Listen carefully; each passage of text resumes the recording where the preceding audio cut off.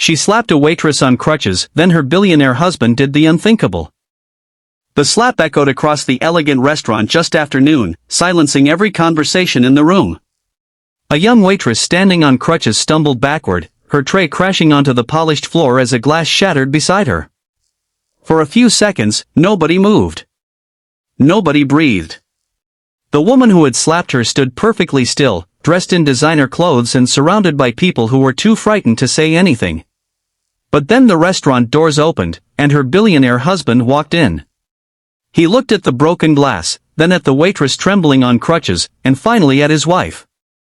What he did next made everyone in the restaurant realize that money could buy almost anything, but it could never buy back a moment of cruelty. Before we continue, if you believe everyone deserves kindness, dignity, and a second chance, please like this video, share it with someone who needs to hear this message, and subscribe to EmotionalStory. Your support helps us bring more emotional stories like this one to you. The young waitress was named Maribel Rowan, a 27-year-old woman who had learned to smile even when life gave her very little reason to do so. Every morning, she arrived at the upscale restaurant before the lunch crowd, carefully balancing herself on a pair of aluminum crutches. 3 months earlier, Maribel had been walking home from work when a distracted driver ran a red light and struck her at an intersection. The accident shattered her left leg and ended the job she had once loved at a small bakery. Doctors told her she would eventually walk again, but rehabilitation would take time. Time was something Maribel could barely afford. Her savings had disappeared into medical bills, and she was helping support her elderly grandfather, who had raised her after she lost her parents as a child. So when the restaurant manager offered her a daytime position that allowed her to work while using crutches, Maribel accepted without hesitation. She wasn't the fastest waitress in the restaurant, but she was one of the kindest. She remembered customers' names, noticed when elderly guests needed extra space, and quietly paid for a child's dessert when she saw a family struggling at another table.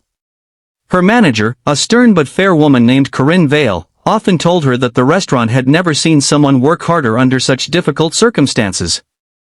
Maribel never complained.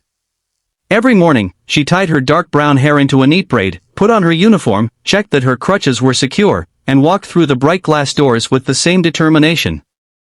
She had learned something during those painful months. Sometimes courage wasn't about standing without help. Sometimes courage meant accepting the help and continuing anyway. That afternoon, the restaurant was unusually crowded. Sunlight streamed through enormous windows overlooking the busy city street, filling the dining room with natural light.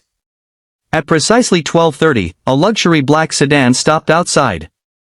A woman named Serafina Cross stepped out wearing an ivory designer dress, expensive sunglasses, and an expression that suggested the entire world existed to serve her. She was married to Gideon Cross, one of the wealthiest businessmen in the country, a man whose technology company had made him a billionaire before the age of 40.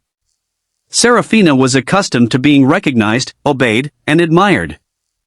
She entered the restaurant with 2 friends and immediately demanded the best table by the window. Maribel approached their table with a polite smile and placed the menus in front of them. She carefully explained the day's specials, but while stepping backward, one of her crutches caught slightly against the edge of a chair.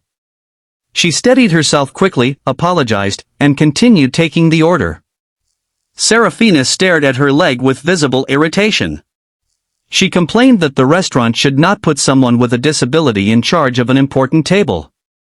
Maribel calmly explained that she was recovering and had been cleared by her doctor to work. Instead of showing compassion, Serafina became more hostile. A few minutes later, Maribel returned carrying 3 plates. A nearby customer suddenly moved his chair without looking, forcing Maribel to adjust her balance. One plate tilted slightly, and a tiny amount of sauce landed near the edge of Serafina's table. Nothing touched Serafina's clothing. Nothing was damaged. Maribel immediately apologized and reached for a napkin. But Serafina stood up, her face burning with anger. Before Maribel could say another word, Serafina raised her hand and slapped her across the face. The sound seemed louder than it actually was. Maribel froze. Her cheek became red almost instantly. One of her crutches slipped from her arm and fell to the floor. She looked at Serafina, not with anger, but with the stunned expression of someone who couldn't understand how another human being could deliberately hurt her. Around them, forks stopped moving. Conversations disappeared.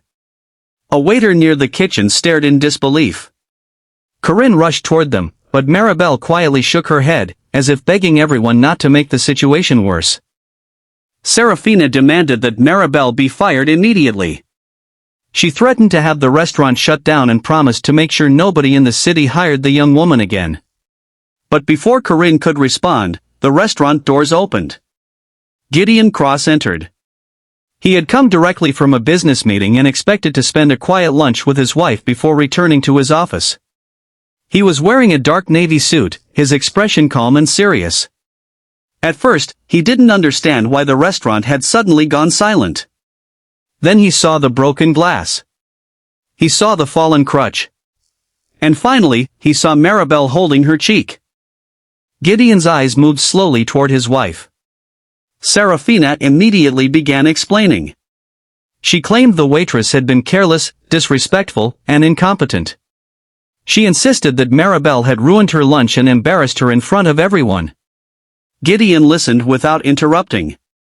But then he noticed something else. Maribel wasn't defending herself. She wasn't asking for sympathy. She was simply trying to pick up her crutch from the floor while fighting back tears. Gideon walked